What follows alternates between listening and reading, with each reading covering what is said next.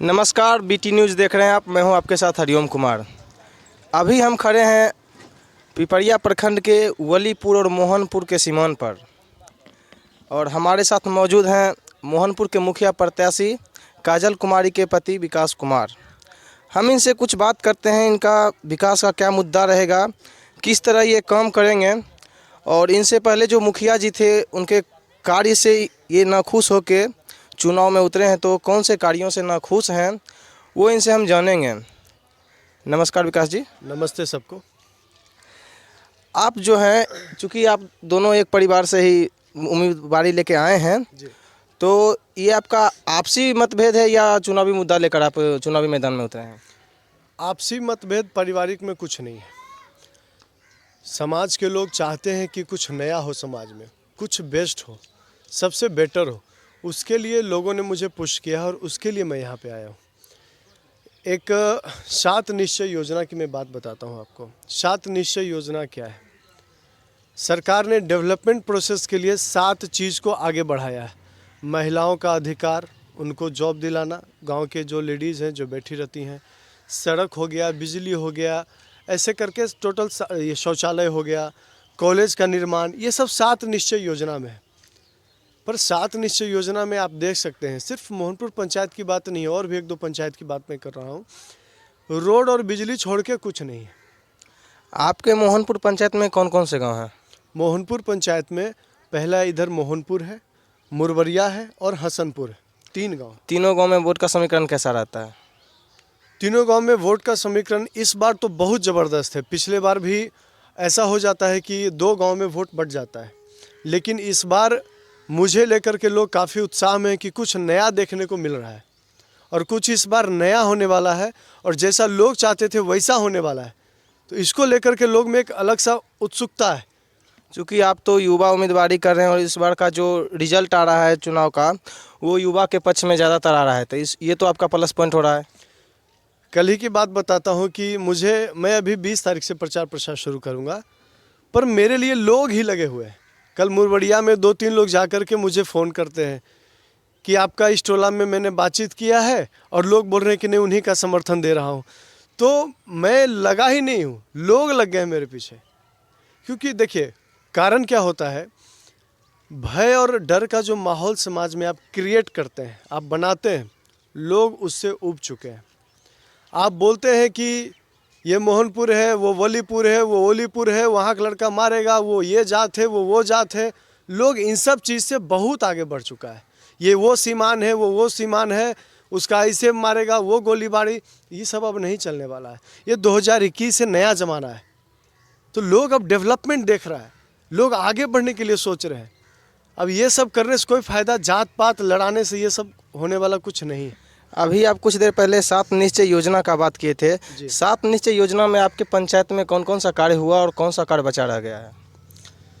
जहाँ तक कार्य की बात करते हैं तो मुझे, अगर जो मैं सड़क पे चल रहा हूँ, मुझे टॉयलेट लगा, हर वार्ड में बोर्ड होना चाहिए शौचालय का, या हर वार्ड में बोर्ड होना चाहिए कि ये वार्ड नंबर ये है। लोगों से पूछने की ज़रूरत ना पड़े कि भैया ये कौन सा वार्ड है। तो मुझे तो ये आसपास कहीं नहीं दिख रहा है। और भी बातें हैं, अभी जैसे कि मैं आपसे एक वीडियो शेयर करूंगा, या भी आप वीडियो ले सकते हैं। यहाँ से ये रोड जाती है ब्लॉक के तरफ, और यहाँ से फिर ये रोड घूम करके आपको राहतपुर, इधर सब रोड जोड़ती है। अभी बाढ़ आया, बाढ़ आने में रोड क्या है, रोड के नीचे का मिट्टी खिसक गया है। वो फोटो वीडियोज़ हैं मेरे पास। वो तो बहुत बड़ा दुर्घटना का कारण बन सकता है। दुर्घटना मीन्स रोड में लोग जो चल रहे हैं उनको थोड़ी पता कि नीचे मिट्टी नहीं है। अब ये सब काम सर्वप्रथम होना चाहिए कि जैसी बाढ़ का पानी निकला कि किस तरह से इसको भरा जाए। हम अगर जो सरकार का पैसा नहीं बचाएंगे मिट्टी भर के, तो सरकार का खजाना खाली रहेगा, तो सरकार फिर महंगाई लाएगी, फिर आप चिल्लाएंगे पेट्रोल ज़्यादा हो गया, किसान को पैसा नहीं मिल रहा है। और जब आप मिट्टी भर देंगे, रोड बचेगा, रोड का पैसा बचेगा, तो सरकार ऑटोमेटिक, सरकार के पास जब पैसा रहेगा तो सस्ता चीज़ में सब आपको मिलेगा। तो आपका कहने का मतलब जो है कि वर्तमान में जो प्रतिनिधि हैं उनके कारण भी महंगाई कुछ बढ़ा है? नहीं, मैं उन पे कटाक्ष नहीं करूँगा। लोग चुन के भेजते हैं, लोग सबको मौका देते हैं, सबको चुन के भेजते हैं। बहुत लोगों की क्या मतलब, एक होता है ना कि हर स्टूडेंट पढ़ने में तेज़ नहीं होता है, सबकी एक लिमिटेशन होती है। कि कौन कहाँ तक कितना काम करता है। उनसे जो बन पड़ा वो किए, पर जो होना चाहिए था वो समाज में दिख नहीं रहा है। ये तो मैं खुल के बोलूँगा। वो सिर्फ यही नहीं, और भी 2-3 जगह वो दिख नहीं रहा है जो होना चाहिए। क्योंकि बिहार सरकार अभी सबसे ज़्यादा किस योजना पर खर्च की है तो वो है नल जल योजना। आपके पंचायत में नल जल योजना का काम कैसा है? मेरे घर में ही पानी नहीं आ रहा है, मैं दूसरे को क्या बोलूँ। वार्ड नंबर 9 में टंकी खराब है, लोग मुझसे बोल रहे हैं मोटर जला हुआ है। उसके लिए आप कभी मतलब वार्ड कमिश्नर को या मुखिया को जाके मैं बोले? कांटेक्ट किया हूँ, मैं उनसे बात किया तो भाई मोटर गारंटी पीरियड में है, आज बनेगा कल बनेगा, बिल फंसा हुआ है, इस तरह का बात सामने आ रहा है। तो इसमें लोग जो है बहुत परेशान होते हैं इन सब चीज़ों से। आपको आगे बढ़ के आके काम करना पड़ेगा। चूँकि ये सवाल मुझे पब्लिक से पूछना था, लेकिन आपसे पूछ रहा हूँ। जो शौचालय के लिए 12,000 रुपया आया था जी, और जो 6,000 रुपया भी बाढ़ पीड़ित के लिए आया था, वो 12,000 और 6,000 टोटल रुपया लोगों को मिल पाया क्या? 6,000 वाले में लोगों को मिला है, जो मिला है वो मैं बोलूँगा। 6,000 वाले में लोगों को मिला है, और कुछ लोग छूट गए होंगे तो वो मैं नहीं कह सकता हूँ। लेकिन 12,000 के बारे में मुझे नॉलेज नहीं है, क्योंकि जब लोगों को मिलता है ना तो लोग सामने से आके कहते हैं और वो शौचालय का निर्माण करते हैं, पर मुझे कुछ दिख नहीं रहा है। इट मीन्स मिला नहीं है। चूँकि आपकी पत्नी प्रत्याशी हैं और महिला हैं, तो महिला सशक्तिकरण पर आप किस तरह से जोड़ देंगे? देखिए, आज से कुछ साल पहले ही लोग गांव में महिलाओं को छिपा के रखते थे। इस घर की औरत है, बाहर नहीं जाएगी, इस घर की बेटी है, उस कॉलेज में नहीं पढ़ेगी। लेकिन जब मुख्यमंत्री नीतीश कुमार जी ने नौकरी देना शुरू किया तो लोग फटफट से अपने बहन को या माता को या पत्नी को घर से भेजना शुरू किए, नहीं नौकरी करने जाओ। आज देखिए, टीचर में हो या और भी किसी विभाग में लेडीज़ आगे हैं, या मुखिया पद में भी देखिए अब लेडीज़ है हर जगह। तो लेडीज़ को अब आगे बढ़ाना पड़ेगा, आपको छिपाने से कोई फ़ायदा है नहीं, बराबर का अधिकार आपको देना पड़ेगा। और चूँकि संसार में जहाँ भी है, निर्माता जो है और 9 महीने जो पेट में रखती है वो माँ होती है। बाप भी जनक है, मेहनत ज़्यादा माँ का है। तो लेडीज़ को आगे बढ़ाना पड़ेगा। अब कुछ लेडीज़ हैं सिलाई मशीन दे करके एक ग्रुप में, है ना, ऐसे और भी योजना है, मेरे पास है लिखा हुआ, उस तरीके से हम उनको हेल्प कर सकते हैं। आप अपने पंचायत में विकास जो करेंगे वो किस तरह से, आपका काम का मतलब कैसा रोड मैप रहेगा? देखिए, अभी जैसे कि मैं यहाँ खड़ा हूँ, एक रोड की कमी मुझे दिखी, सबसे पहले मैं इसको दूर करूँगा। लोग बोलेंगे कि इस यहाँ पे नल खराब है, पहले से ही कम से कम 200-300 नल घर में ला के रखूँगा कि जहाँ खराब हो, एक बूंद पानी बर्बाद ना हो, फट से उसमें लगा दें। काम ऐसा होना चाहिए कि आप पहले से तैयार रहिए। मीन्स एक होता है ना एक छोटा युद्ध लड़ना, उस तरह से आपको पहले तैयार रहना पड़ेगा। उससे पैसा बचता है और उससे लोगों में प्यार बढ़ता है कि नहीं, जिस काम के लिए मैंने इसको चुना वो हो रहा है। चूँकि आप तो युवा हैं, और अपने पंचायत के युवाओं के विकास के लिए क्या सोचा है? जो भी लोग सेना में जाना चाहते हैं, जो भी लोग तैयारी करना चाहते हैं, उनके लिए जनवरी महीना से मैं एक बेहतर कोचिंग इंस्टीट्यूट खोल रहा हूं और दौड़ने धूपने की व्यवस्था करूंगा, उनके खाने पीने तक की व्यवस्था करूंगा, ताकि जिस भी फील्ड में वो जाना चाहें उनको पूरा सपोर्ट मिलेगा।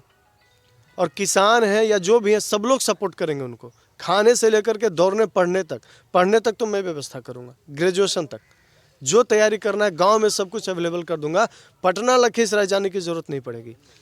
चूँकि मैं एक सवाल हर मुखिया प्रत्याशी से पूछता हूँ कि सरकार जो मुखिया प्रत्याशी का वेतन देती है 2,500 रुपये महीना, उस 2,500 रुपये महीना में कोई मुखिया प्रत्याशी स्कॉर्पियो लेते हैं, कोई 4 मंजिला घर बना लेते हैं, मकान लेते हैं शहरों में, वो कैसे कर पाते हैं? उस पैसे से तो संभव नहीं है। उस पैसे से संभव रहता तो लोग ठेला भी नहीं खरीद पाते। उस पैसे से संभव नहीं है। लोग अलग अलग योजनाओं में पैसे बचा करके या फिर कहीं घोटाला करके खरीद लेते हैं। अब जैसे मैं ही सोचा हूँ, मेरे पास बाइक है, 4 व्हीलर खरीदना है तो मुझे लोन पे लेना पड़ेगा। 2-3-4 लाख का कोई गाड़ी लूँगा तो उसके लिए लोन 5-10 हज़ार EMI पड़ेगा, और वो EMI अपना पर्सनल कमाई से या जहाँ से भी मैं पूरा कर सकता हूँ। लेकिन 20 लाख 25 लाख की आप गाड़ी डायरेक्ट उठाते हैं पेमेंट पे, तो वो संभव ही नहीं। अभी आप क्या करते हैं? अभी मैं टीचिंग का काम करता हूँ। मैं खुद ट्यूशन पढ़ाता हूँ लोगों को, उसमें कुछ बच्चों को मुफ्त शिक्षा मिल रही है।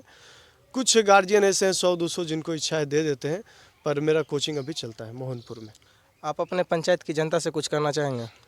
पंचायत की जनता से यही कहना है कि डर भय का माहौल अब आपके दिल में नहीं रहेगा। एक बार अच्छे प्रत्याशी को चुनिए और युवाओं की बहार है, युवाओं की ललकार है, सबको साथ में मिलकर आना पड़ेगा, एक नए युग का निर्माण करना पड़ेगा। और 2 पंक्ति भी मैं लिखा हूँ और सुनाइएगा। जी, मैं 2 पंक्ति लिखा हूँ उस बारे में, और उस पंक्ति के बारे में मैं ये कहना चाहता हूँ कि अकेला लड़ा हूँ, अकेला चला हूँ, बहुत दूर गया, बहुत दूर गया, जब एकदम सा थक गया तो पीछे से लोग हिम्मत लिए हुए खड़े थे। दूसरी पंक्ति, न हार में न जीत में, न डर में न भयभीत में, आप जो लोगों के दिल में सुराख कर रहे हैं, मैं उसको भरने का काम कर रहा हूँ। लोग के साथ जीना चाहता हूँ, इसीलिए मैं चले जा रहा हूँ, चले जा रहा हूँ। मेरे साथ जुड़ने के लिए आपका बहुत बहुत धन्यवाद। बहुत बहुत धन्यवाद आपका, और बहुत बहुत धन्यवाद मोहनपुर पंचायत के वासियों का कि मुझे इतना सपोर्ट कर रहे हैं। चुनाव तो जो होने वाला है, पर जो प्यार मिल रहा है उसके लिए मैं बहुत बहुत धन्यवाद कहता हूँ। अभी आप देख रहे थे हमारे साथ विकास कुमार थे, जिनकी पत्नी मोहनपुर पंचायत से मुखिया पद की उम्मीदवारी कर रही हैं। आप देखते रहें, हम आपको दिखाते रहेंगे। धन्यवाद।